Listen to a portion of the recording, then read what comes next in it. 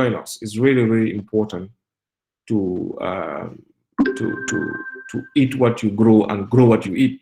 Okay, so it's really, really important. So please, if you can, try to go into poultry, or even if you cannot, with your break-even knowledge, you can help poultry farmers.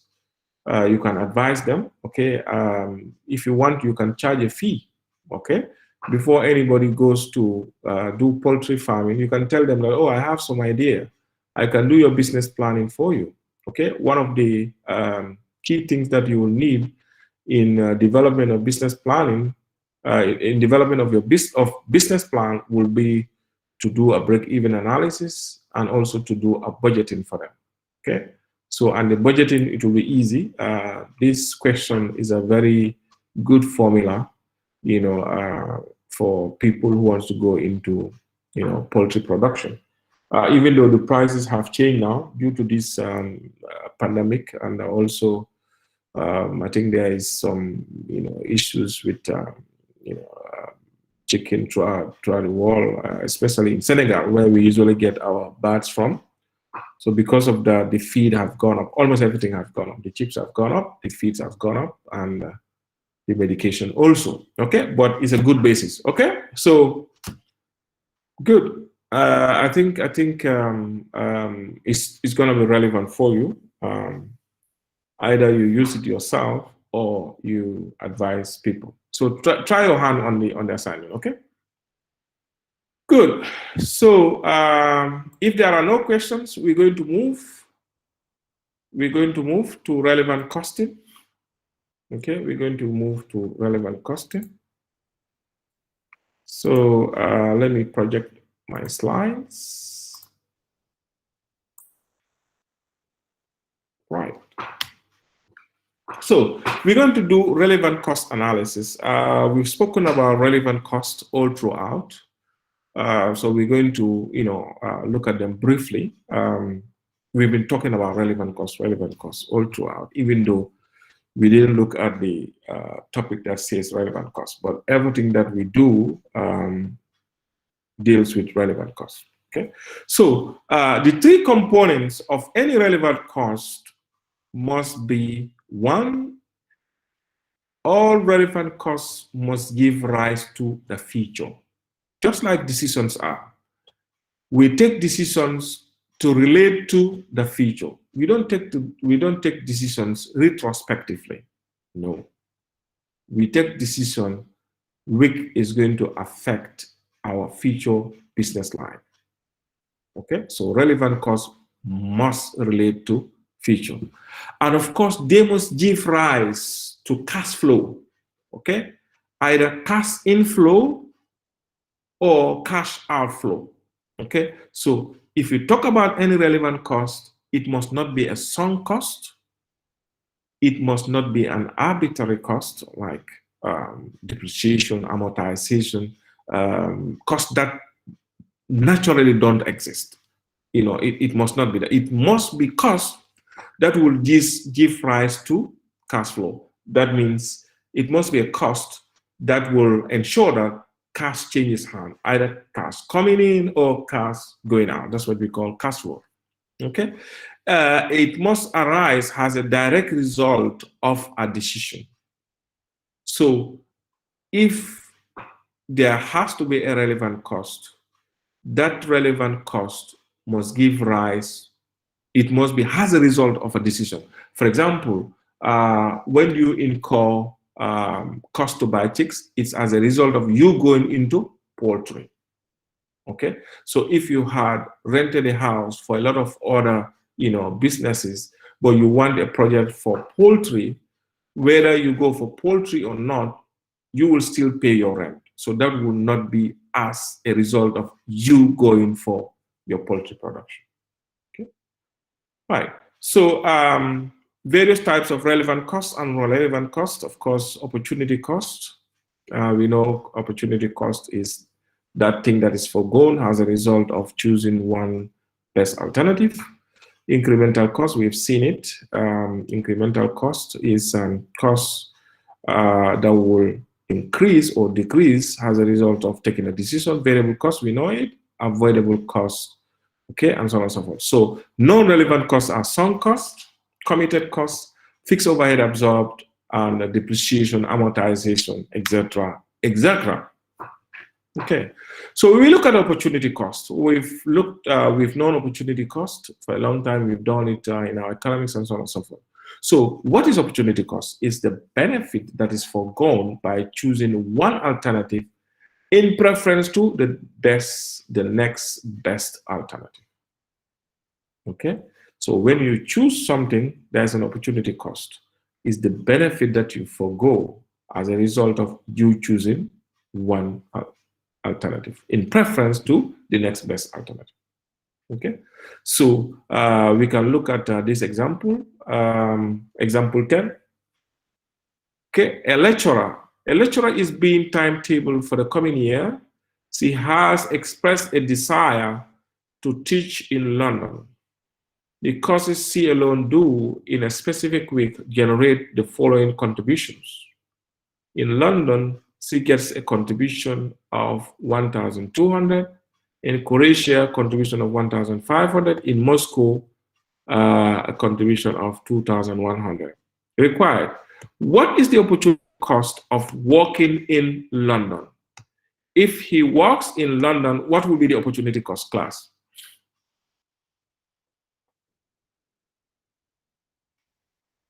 What will be the benefit that will be foregone, okay, as the best alternative to choosing London? Okay, if he works in London, what is he going to get? What contribution is he going to get? He will get 1,200. He's going to get a contribution of 1,200 pounds. Okay, but what is he going to forego? Croatia. He's going to forego what? Croatia. He's going to forego the contribution that he will get in Croatia and the contribution that he will get if he had to work in Moscow. So two. So what is opportunity cost? The opportunity cost, you always go for the next best alternative. So what is the next best alternative out of what is going to forego? If he works in London, he's going to get 1,200, but he's going to forego two things. The contribution that he was going to earn in Croatia and the contribution that he's going to earn in Moscow. So what is better of the two? Moscow. Moscow. Good, Moscow. So the opportunity cost of working in London is the benefit of 2,100 is going to forego if he works at, the benefit of 2,100 is going to forego for Moscow, because that's the next best alternative. What about for Croatia?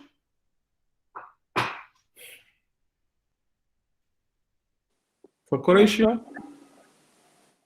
Moscow. Huh? It's still Moscow. The opportunity cost is still Moscow. It's still Moscow. Good. If he works in Croatia, he's going to earn 1,500 contribution, but he's going to lose 1,000. He's going to lose 1,200 for London, and he's going to lose 2,100 for Moscow. The higher of the two is Moscow, 2,100. So for Croatia, it's also Moscow. What about for Moscow? Croatia. Moscow will be Croatia. If he works in Moscow, he's going to get 2,100, but he's going to lose 1,500 for Croatia, he's going to lose 1,200 for London. The higher of the two is 1,500 of Croatia. Excellent. So that's opportunity cost for you. Okay, so avoidable costs, costs attached as a part of a segment of a business, we could be avoided if part of the segment ceases. Okay, so they are also relevant costs. So variable costs usually are avoidable costs, and specific fixed costs are avoidable costs. Okay, so now we can look at accepting or rejecting orders. This is the last topic that we're going to look at on short-term decision making, and we're going to do one question And the second question also, you will do that also as an assignment. Students will start hating me now. I'm sorry, but I want to make sure you understand this topic, and not only understanding it, but making use of spreadsheet to consolidate your understanding.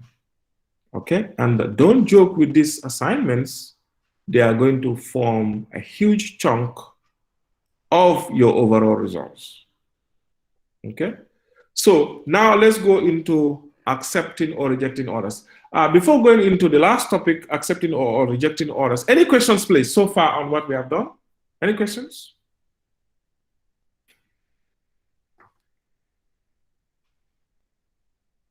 Any questions? People seem to be tired. I think I should be more tired, obviously. Still, I have 13 people joining me, but that's not a problem. Okay, so yeah. Sorry, I missed that. Battery is just 4%. Your battery is just 4%. Yeah. You didn't know that you are going to attend this makeup class, Sayo? What? You are not aware that you are going to attend this makeup class. You didn't charge your laptop or your mobile or whatever.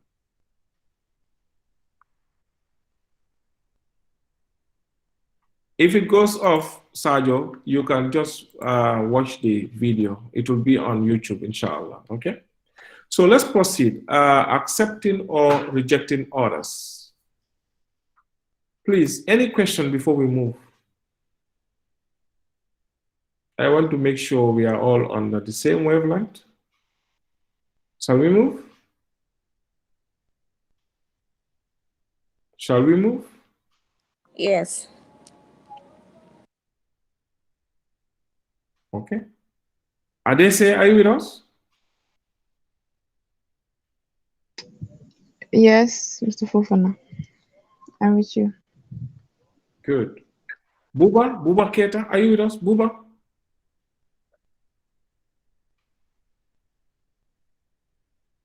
Buba?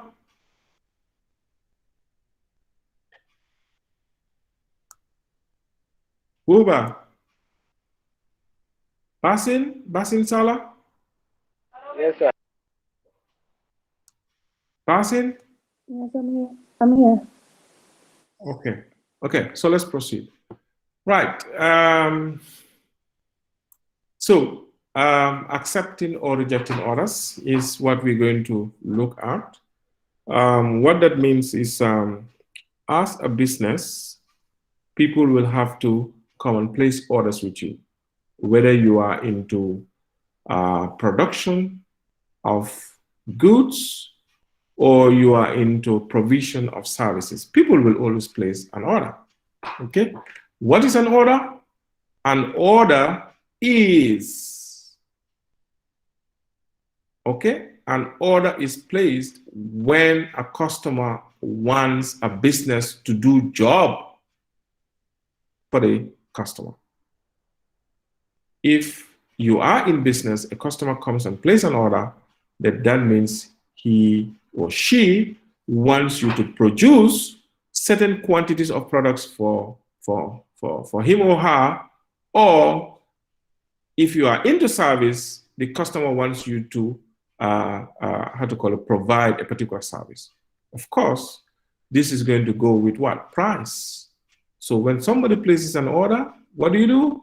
You cost the order, you add your profit margin to the order, and then you give him an invoice, a sales invoice. Okay? So that the customer can pay and you process the order. So, what is our role as accountants? We have to advise management whether to accept those orders or to reject them. Okay? Very simple. So what do we consider? What do we consider? We consider the relevant cost of the order. Okay? The relevant cost compared to the incremental revenue of the order. So if the incremental revenue of the order outweighs the relevant cost of the order, you advise management to go ahead with the order. Okay? So that's simply what you do. So, but in order to give advice, like I said, there will always be some non-financial elements that you need to consider. For example, is there an alternative, more profitable way of utilizing spare capacity? Okay, if a customer places an order, okay, and you do your analysis, and then you came to a conclusion that this order is not viable financially, okay, and before you reject the order, you have to think, if we don't use this capacity and reject the customer, what's going to happen? Are we going to lose more, or are we going to be better off without the customer? Sometimes you might not necessarily make a profit with a particular order, but then because you still have to incur some cost, whether you implement that order or not, you have to consider. Sometimes you can do some jobs which may not necessarily be profitable. I think it's really, really important. Okay? For example, if you have a capacity whereby you still have to pay for the laborers or the workers in case they are on a monthly pay also, whether they work or not. So if that is the situation, you have to do a lot of analysis. Okay? So will fixed cost be unchanged if the order is accepted? Okay? If the order is accepted, okay, is it going to affect my fixed cost? Mostly, of course, it's not going to affect it because fixed cost is going to remain unchanged, whether we produce more or less. So you need to look at a lot of factors before you accept the order. Okay, so some of the other factors that you need to look at will be based on our material cost flow chart and our labor cost flow chart. Okay, so let's look at this briefly. Let's look at these two flow charts briefly, and then we do one question, we call it a day. Right? We look at our flow charts, we do one question, and we call it a day. So the first flow chart is our material cost flow chart. Okay. Take note, if we have to place an order in a production environment, there are two key things that we need to consider. First is the material. We need materials to work on the order. And of course, we need laborers, so we need labor to work on the order.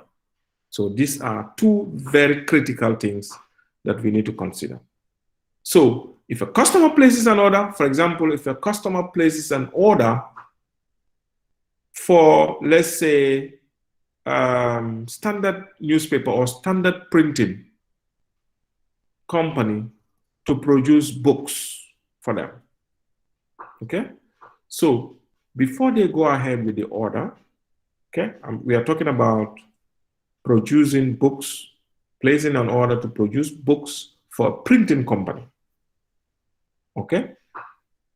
They have to look at the material component of the order and the labor component. So if they have to look at the material component of the order, these are some of the questions they need to ask themselves. First, the material that we're going to use for the production of these books, like paper, ink, plates, and so on and so forth, are they in stock? Okay? Let's say National Assembly wants to produce copies of the Constitution, and they've gone to the Government National Printing, okay? They place the order.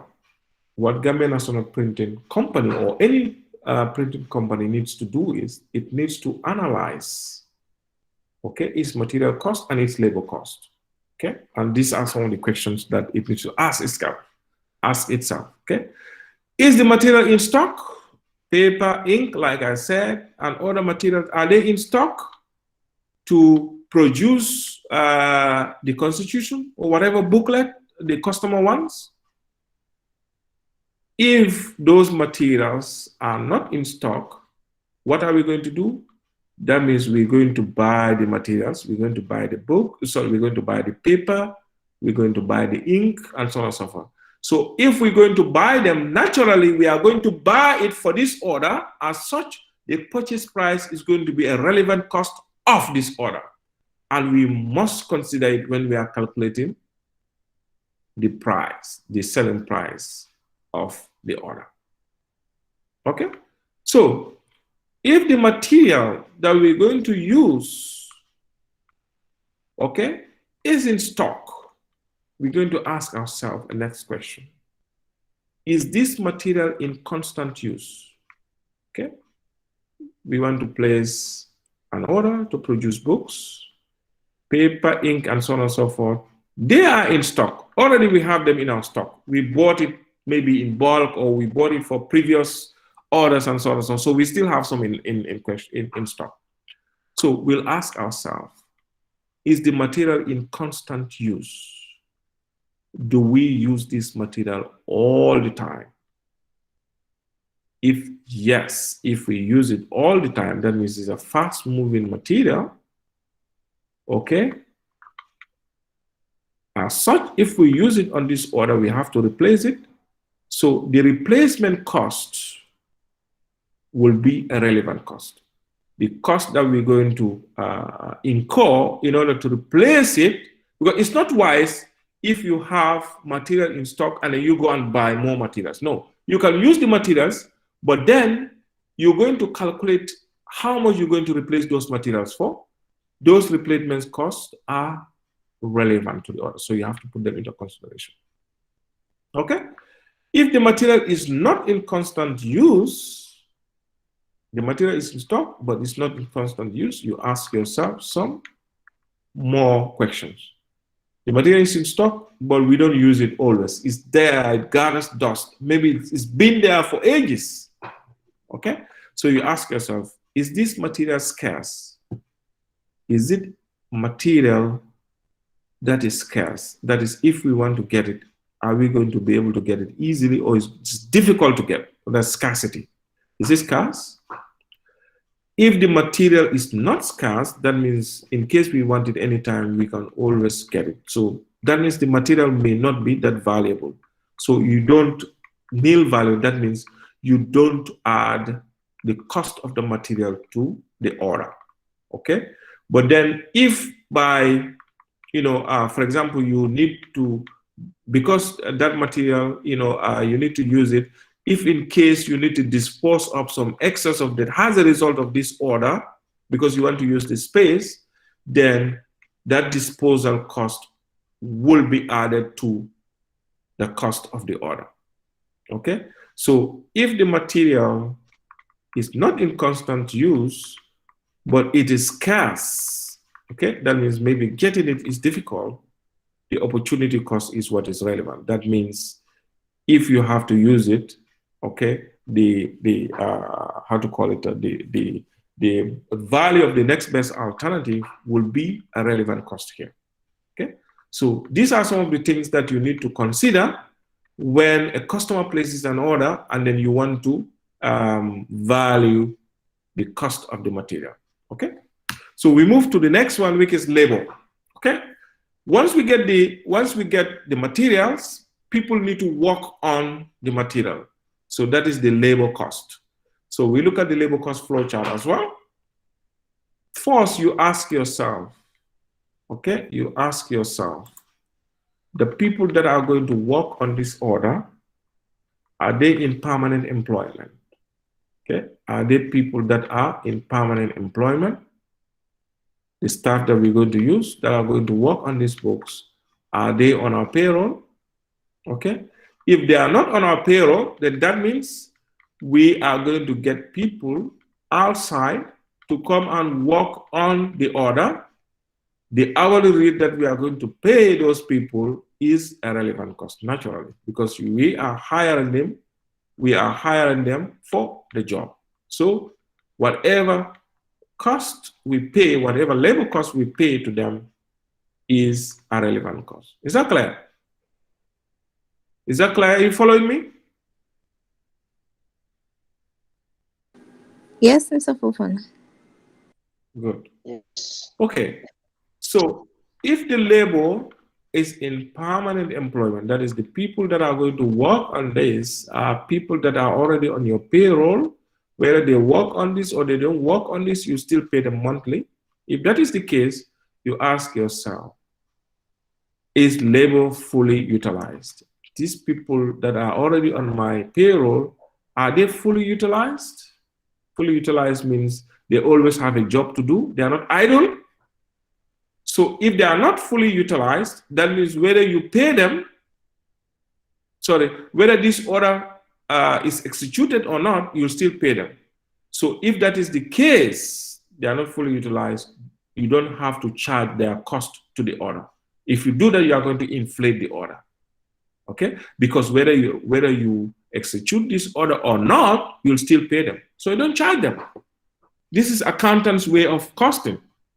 So if you charge them, you are inflating the order and you may lose it. If somebody else has this knowledge and does his costing properly, can accept the customer, and you're going to lose because your cost will be inflated.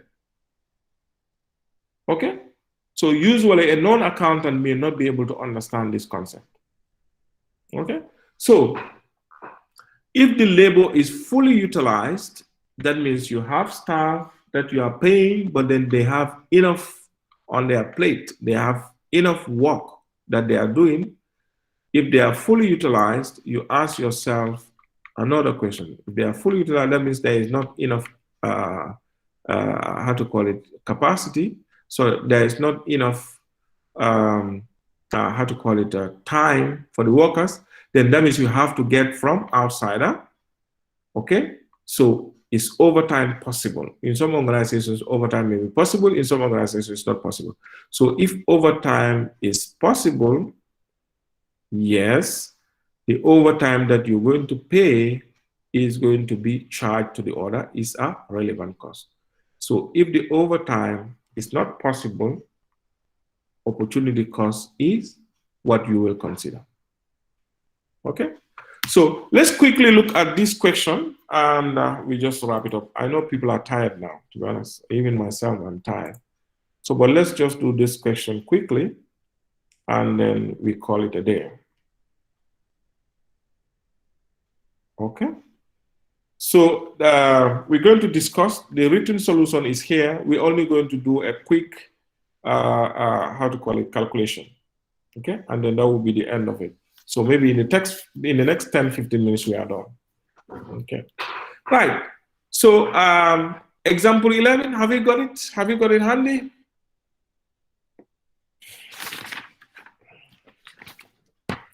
Don't worry, we shall soon leave.